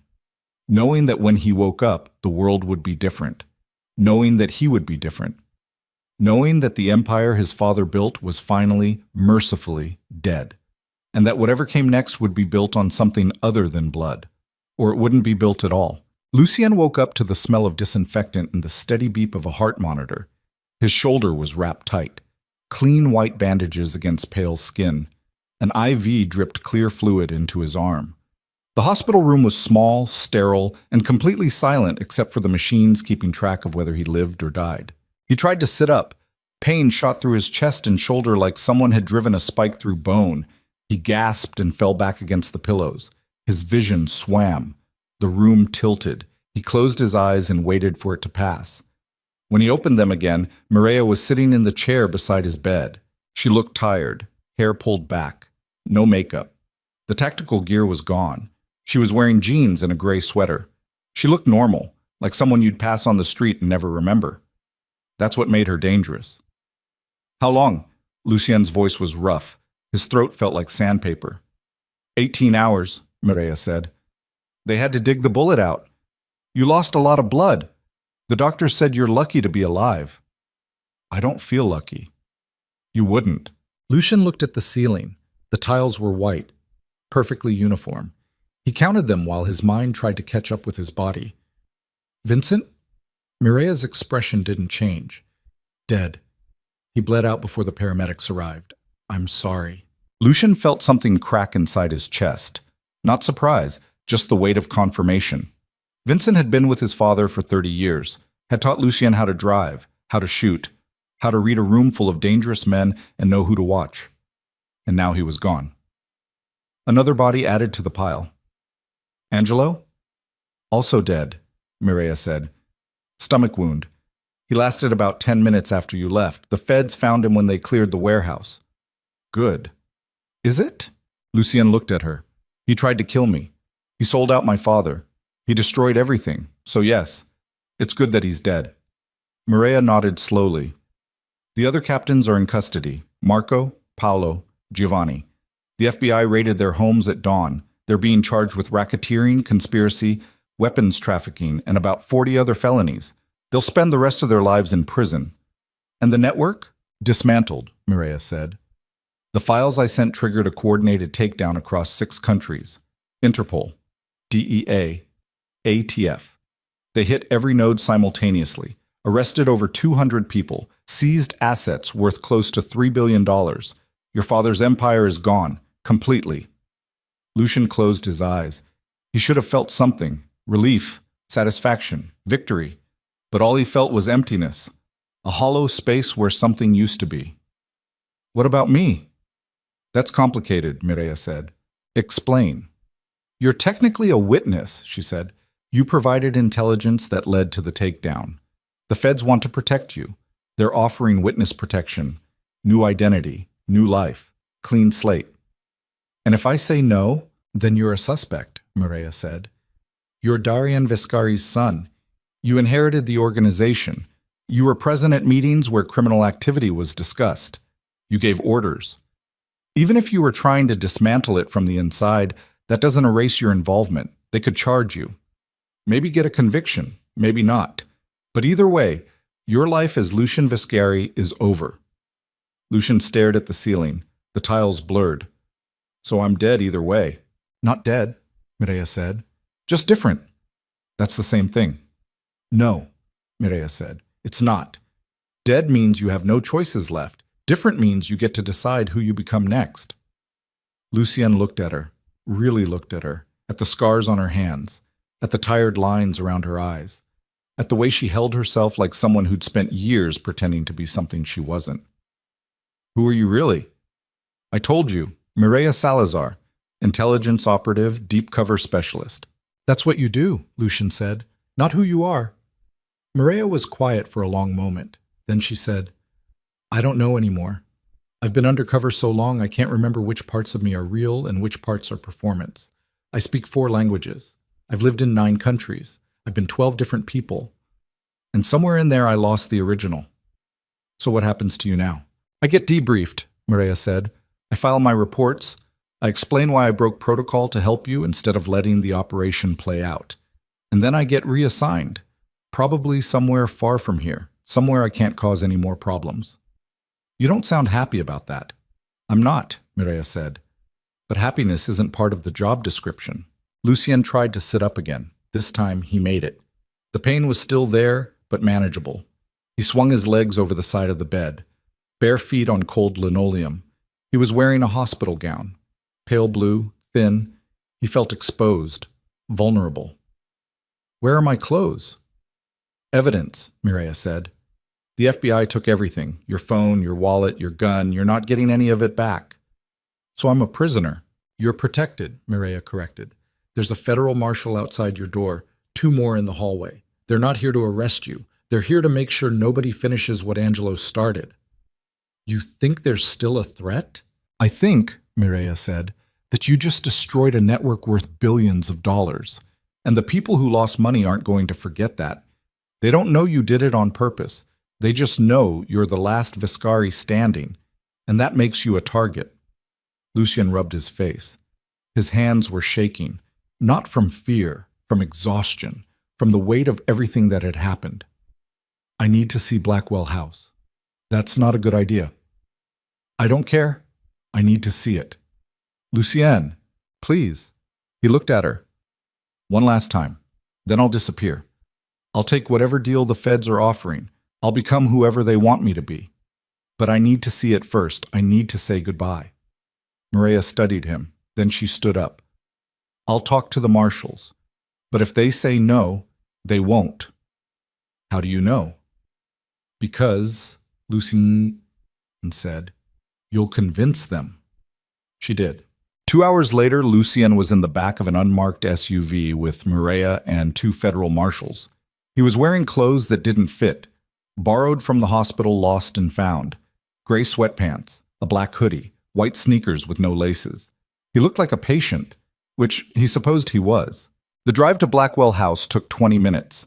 The city looked different in daylight. Cleaner, less threatening, just buildings and people and traffic. Normal. Like nothing had happened. Like an empire hadn't collapsed 3 nights ago. The SUV pulled up to the brass doors. The marshals got out first, checked the perimeter, cleared the entrance. Then they nodded to Mireia. She opened Lucien's door. You've got 15 minutes, she said. Lucien nodded and stepped out onto the sidewalk. The brass plaque beside the door still gleamed. Blackwell House, established 1963. It looked the same. But when Lucien pushed through the door, he could feel the difference. The restaurant was empty, tables bare, chairs stacked. The chandeliers were dark. It smelled like dust and old wood and memories dying. He walked through the dining room slowly. His footsteps echoed. He remembered sitting here with his father. Remembered watching Darian negotiate deals over wine and steak. Remembered learning how power worked by watching men smile at each other while planning betrayals. He climbed the stairs to the 2nd floor. The private dining room looked smaller than he remembered. The table was gone. Evidence. The bullet holes in the walls had been marked with yellow tape, forensic markers on the floor where Angelo's men had died. It looked like a crime scene, which it was. The parchment was gone too. The Covenant of Ash, taken by the FBI, cataloged, filed away in some evidence locker where it would sit until a trial that would never happen, because everyone who'd been part of the organization was either dead or cooperating. Lucien walked to the window and looked down at the street.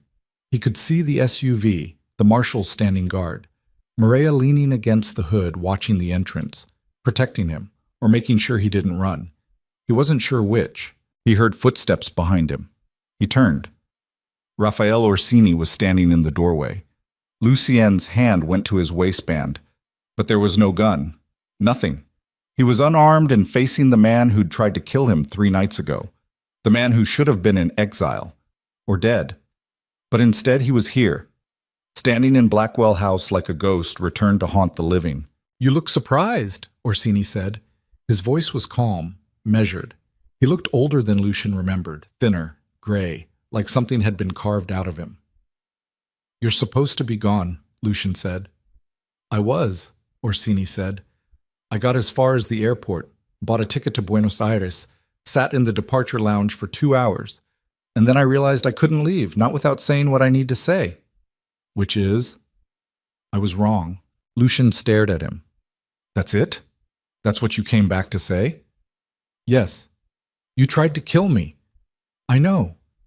You betrayed my father. I thought I was saving him, Orsini said. I thought if I could force you out, if I could put someone stronger in charge, the family would survive. But I was wrong. I didn't understand what your father understood. That the empire wasn't the family was the empire. And the moment I forgot that, I destroyed everything I was trying to protect. Lucian took a step forward. Why are you telling me this? Because, Orsini said, I'm dying. Cancer. Stage 4. I've got maybe 3 months. And I don't want to spend them running. I want to spend them trying to fix what I broke. You can't fix it, Lucian said. It's gone. All of it. I know, Orsini said. But I can at least tell the truth. I can give testimony. I can help the feds build their case. I can make sure that the people who used me, the people Angelo sold us out to, don't get away clean. Lucien felt something shift in his chest. Not forgiveness, but maybe understanding. You're going to cooperate? Yes. Why? Because, Orsini said quietly, your father deserved better than what I did to him. And you deserved better than what I tried to do to you. I can't take it back, but I can at least try to make it count for something. Lucian walked to the window and looked out at the city, at the buildings, at the people moving through their lives without knowing that everything underneath their feet had shifted. Angelo said everyone betrays everyone eventually. Angelo was a coward, Orsini said. He believed that because it made it easier to betray. But he was wrong. Some people stay loyal until the end. Your father did, even when it cost him everything. My father built an empire on blood. Yes, Orsini said. But he also built it on the belief that loyalty mattered, that family mattered, that the people beneath you deserved protection. He wasn't perfect, but he tried to be better than the world expected. And that's more than most men can say. Lucien turned around. What do you want from me? Nothing, Orsini said. I just wanted you to know that I'm sorry, and that if there's anything I can do to help you survive what comes next, I will. Lucian looked at him for a long moment. Then he nodded. Okay? Okay? Yeah, Lucian said. You want to help? Then talk to the feds. Give them everything. Names, dates, transactions. Make sure the people who destroyed this family pay for it. I will. And Raphael? Yes? Don't come back here again, Lucian said. This place is dead. Let it stay that way. Orsini nodded slowly. Then he turned and walked out. Lucien stood alone in the dining room and felt the weight of everything finally settle. His father was gone. The empire was gone. The captains were gone. Even the building felt like a corpse. Empty, hollow, waiting to be torn down. Mireia appeared in the doorway. Time's up. I know. You ready? No, Lucian said. But I don't think I ever will be. They walked down the stairs together, through the restaurant, past the tables where deals had been made and lives had been decided, out the brass doors and onto the sidewalk. The marshals were waiting. The SUV idled at the curb. Before Lucian got in, he looked back at Blackwell House one last time, the building that had been his family's fortress for 60 years, the place where his father had ruled, the place where Lucien had almost died, the place where everything ended. What happens to it? He asked. The government seizes it, Mireia said. They'll auction it off. Someone will buy it, turn it into condos or a boutique hotel or something. The city moves on. It always does. Lucien nodded. Good. They drove to a federal building in Lower Manhattan. Gray concrete, anonymous, the kind of place where secrets went to die. The marshals led Lucien and Mireia through security, up an elevator, and into a conference room with no windows. A man in a suit was waiting, mid-50s, tired eyes. FBI, probably. Or maybe something else. It didn't matter anymore. Mr. Viscari, the man said. My name is Agent Harlow. I'm with the Organized Crime Task Force. I understand you're willing to cooperate. I am, Lucien said. Good. We have a lot of questions.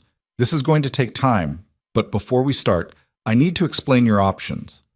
Harlow opened a folder and pulled out several documents. Option 1. You testify.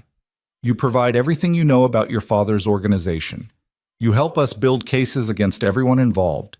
In exchange, we offer immunity from prosecution and enrollment in witness protection. New name, new location, new life. You disappear. And option 2? Option 2, you refuse to cooperate. We charge you with participation in a criminal enterprise. We go to trial. Maybe you get convicted, maybe you don't. But either way, your life is over.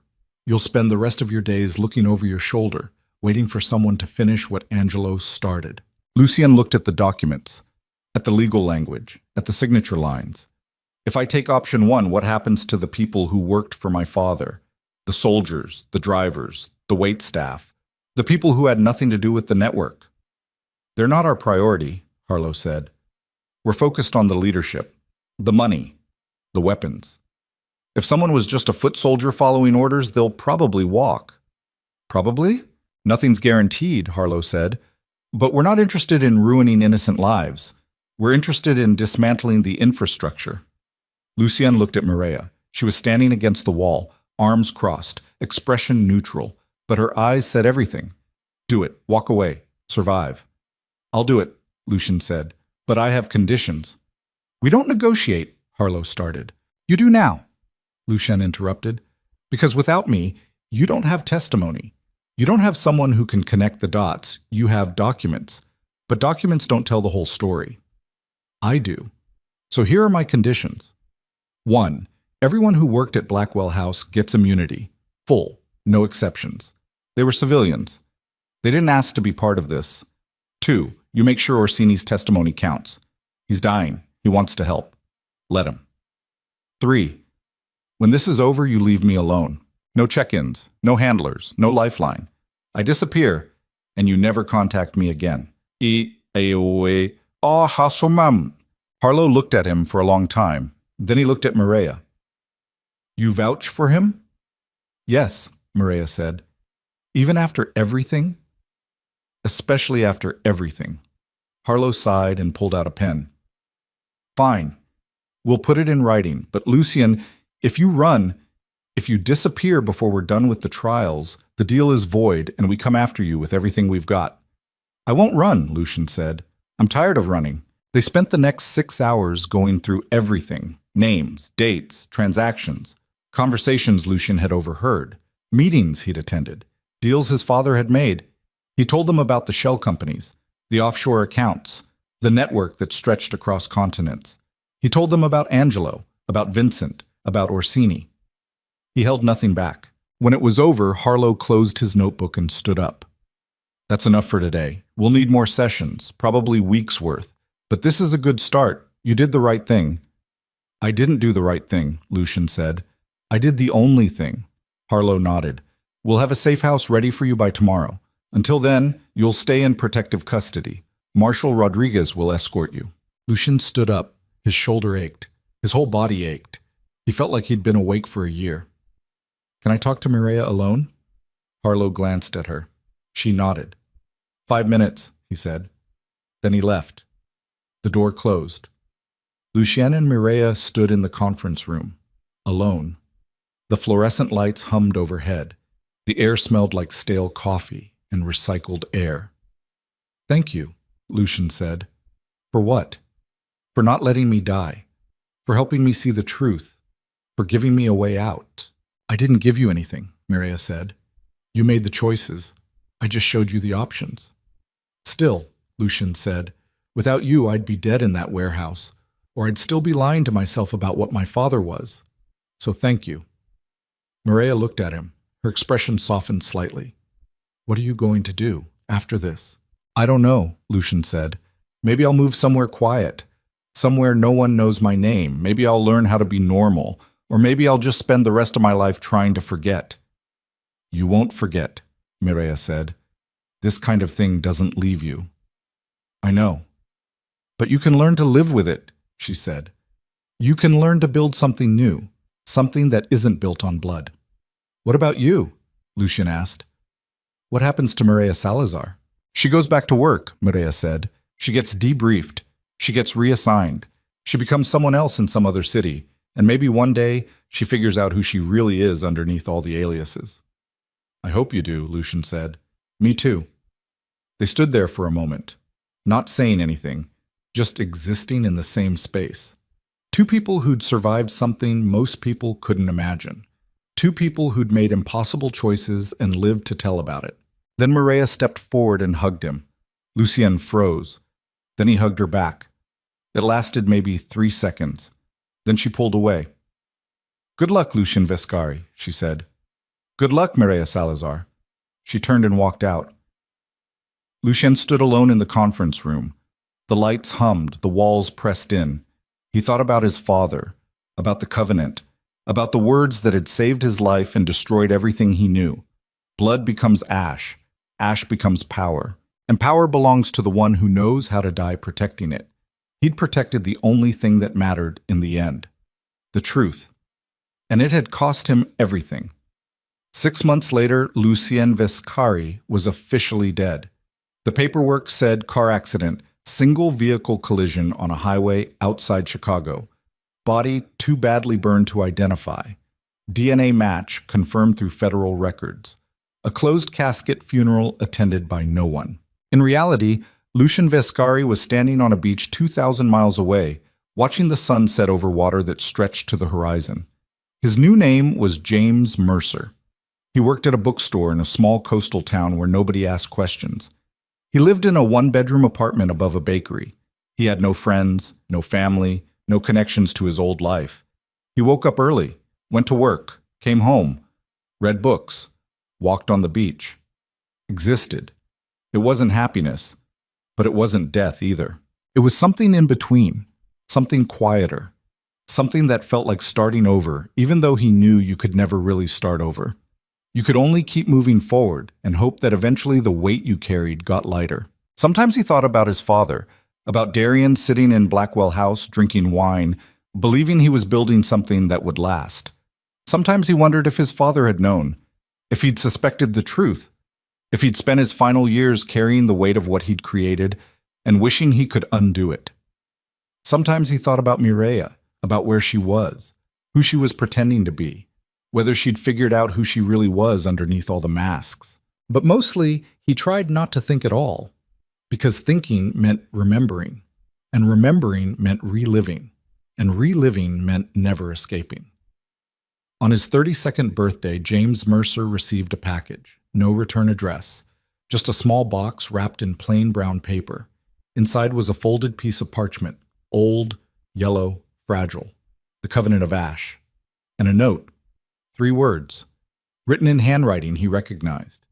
You earned this. No signature. James held the parchment carefully. The ink was faded but still readable. The symbols still scattered between the lines like secret instructions. He thought about burning it, about letting the last piece of his old life turn to ash for real. But he didn't. Instead, he folded it carefully and put it in a drawer beside his bed. A reminder, not of what he'd lost, but of what he'd survived. That night, he walked down to the beach. The tide was coming in. Waves crashed against the sand in rhythm with his breathing. The sky was clear, stars everywhere. The kind of view you only got far from cities, far from the places where empires rose and fell, and men killed each other over money and power and the illusion of control. James Mercer stood at the water's edge and spoke the covenant aloud. All of it, every word, every pause, every tonal shift, just the way Mireia had taught him. His voice carried over the water, strong, steady, certain. When he finished, he stood in silence. The waves kept crashing, the stars kept burning, the world kept turning. And for the first time since the night his father died, Lucien Vescari, no, James Mercer, felt something that might have been peace. Not because the pain was gone, but because he'd finally learned how to carry it, and that was enough. Somewhere across the country, in a city that never slept, in an apartment under a name that wasn't hers, Mireia Salazar woke from a nightmare. She sat up in bed, heart pounding, sweat soaking through her shirt. The dream was already fading, but she remembered enough.